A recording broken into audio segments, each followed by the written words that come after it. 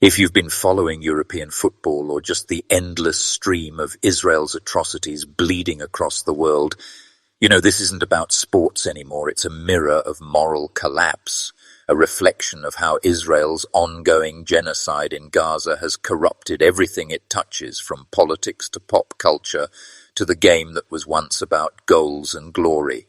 Now, reduced to screams and smoke and shattered humanity, Maccabi Tel Aviv, the self-proclaimed pride of Israeli football, has become a global symbol of arrogance, of aggression, of the entitlement that fuels occupation, its fans moving through Europe like extensions of the regime's brutality, chanting hate and carrying that same spirit of destruction that levels Gaza every night.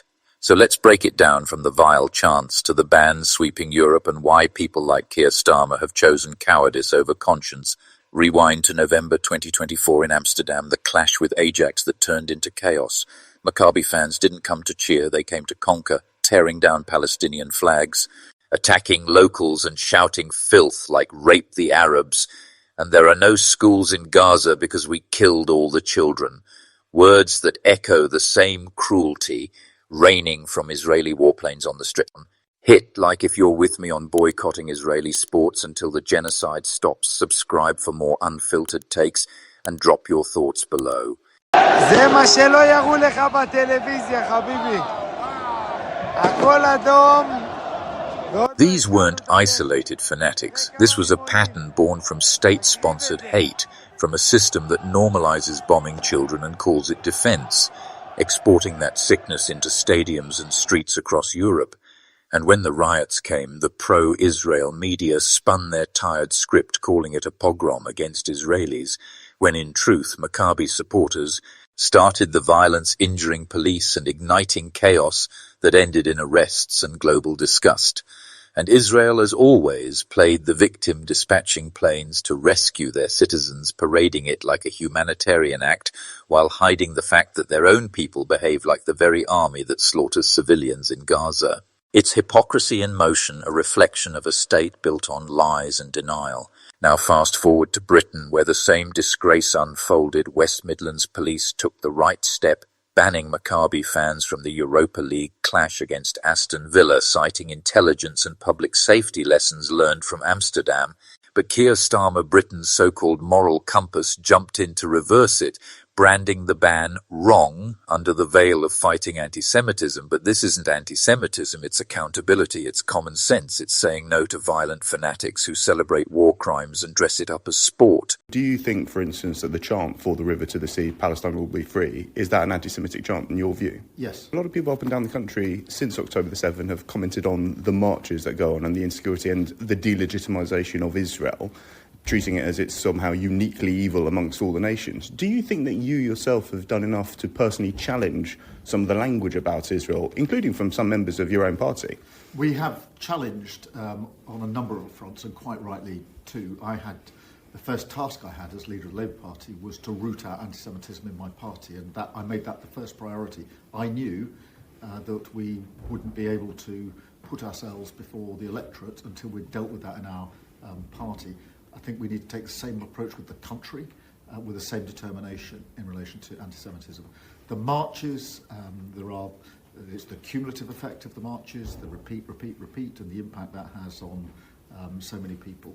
But also what is said, what is chanted by some, not all, within the marches, I think we need to absolutely address, and that's why I've asked the Home Secretary to carry out a review, and she's already moving on the cumulative impact. But just push you on that specifically. So do you think, for instance, that the chant "For the river to the sea, Palestine will be free," is that an anti-Semitic chant in your view? Yes. Yeah, okay. And so you've taken, that puts you in a different position to, say, the Mayor of London, who says that that's not, and it's dependent on the context. Well, I take a strong view on this, and we've dealt with cases in my own party where people have used...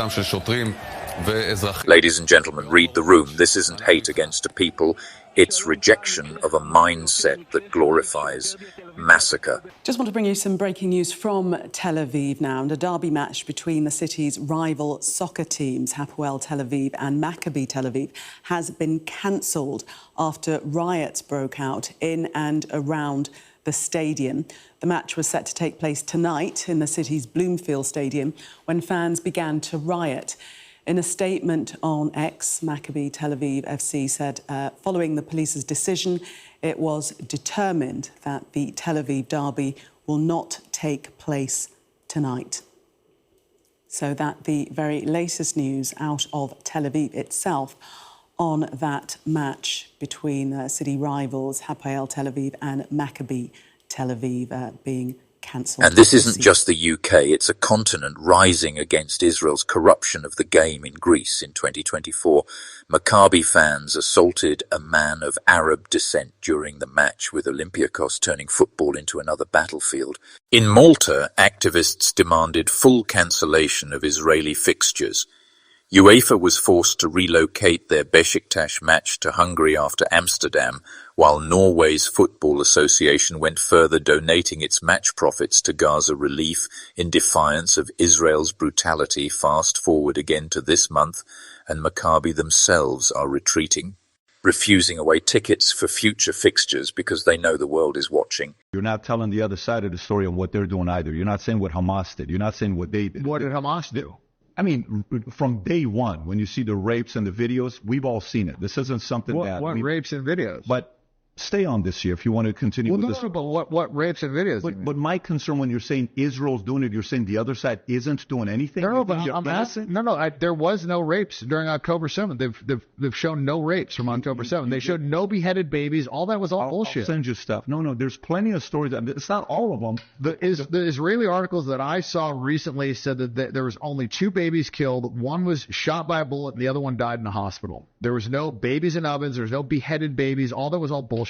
Okay, so go back to the part when you said they think they're better than you. You believe that Jews think they're better than everybody else. It says it in their Bible. Okay, but you believe they're better than everybody else. Okay. I didn't say they're better than everybody else. They think. According to their scripture. Okay, but what if... And if you look at how they operate, right, like they literally caught people raping Palestinian prisoners, and there was riots. But the riots weren't because they were raping the prisoners. The riots were because they felt like they had the right to rape the fucking prisoners. That's why they almost had a fucking civil war, because they felt like they had the right to rape these prisoners. They felt like that was okay because they weren't Jewish. So, you know, when you have a society that operates like that, you're going to have fucking problems. And they're not the fucking most moral army. That's all fucking bullshit. And now Palestinian officials are calling on FIFA and UEFA to suspend Israeli teams the same way they banned Russia after invading Ukraine.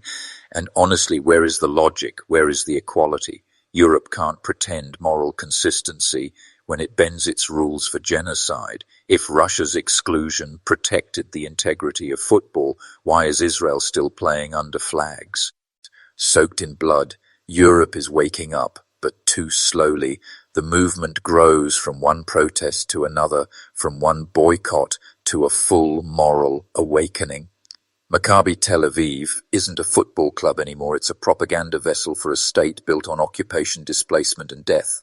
Banning their games or their fans isn't anti-Semitism, it's justice. It's the world saying no to genocide on the field and off it. If we let this slide, if we normalize this violence, then we become part of the machine that feeds it. And I refuse that. I refuse silence. I refuse complicity. Thank you for getting to this side of things. Subscribe to the channel. That's one of the support I'm seeking from you. And until I see you in the next one, God bless you.